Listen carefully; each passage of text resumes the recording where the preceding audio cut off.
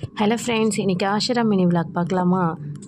காலையிலேயே நல்லா சுட சுட டீயோட இன்றைக்கி டேவை ஸ்டார்ட் பண்ணியாச்சு. இன்றைக்கி ஸ்பெஷல் என்னென்னு பார்த்தீங்கன்னா, வீட்டில் பருப்பு சோறு, அதுக்கப்புறம் கோழியானம், சிக்கன் 65, மாங்காய் பச்சடி வந்து செஞ்சுருந்தேன்.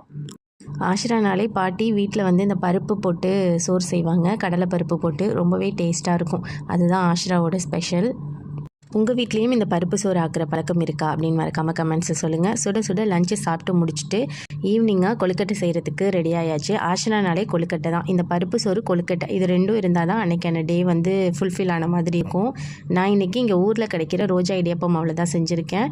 அதில் வந்து ஒரு அரை பாக்கெட் எடுத்திருக்கேன். அதில் கொஞ்சமாக உப்பு சேர்த்துட்டு அதுக்கப்புறம் சீனியும் பெருஞ்சீரகம் போட்டு பொடிச்சு வச்சுருக்கேன். அதையுமே அதில் போட்டுட்டு ஒரு அரை மூடி தேங்காய் எடுத்து அதையுமே சேர்த்துருக்கேன். அதுக்கப்புறம் கொஞ்சமாக பசுனி சேர்த்துட்டு கை வச்சு ஃபஸ்ட்டு ஜென்டலாக மிக்ஸ் பண்ணி விட்டுருங்க. அதுக்கப்புறமா நம்ம கை பொறுக்கிற சூட்டுக்கு சுடுதண்ணி வச்சுட்டு அதை ஊற்றி நல்ல ஒரு டோவாக வந்து அதை நம்ம பிசைஞ்சு எடுத்துக்குவோம். எங்கள் வீட்டில் இந்த ஸ்டைலில் தான் பாட்டி வந்து கொழுக்கட்டை செய்வாங்க. ஸோ அதே மாதிரி தான் நானும் செஞ்சுருக்கேன். நல்லா பிசைய இந்த மாதிரி நல்லா சாஃப்டாக வரும். இதுதான் பதம்.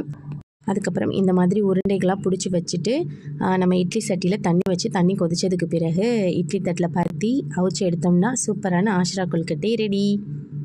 ஆஷா கொழுக்கட்டையோட இன்றைக்கான எங்கள் டேவை இங்கே ஃபினிஷ் பண்ணிட்டோம். தேங்க்ஸ் ஃபார் வாட்சிங்.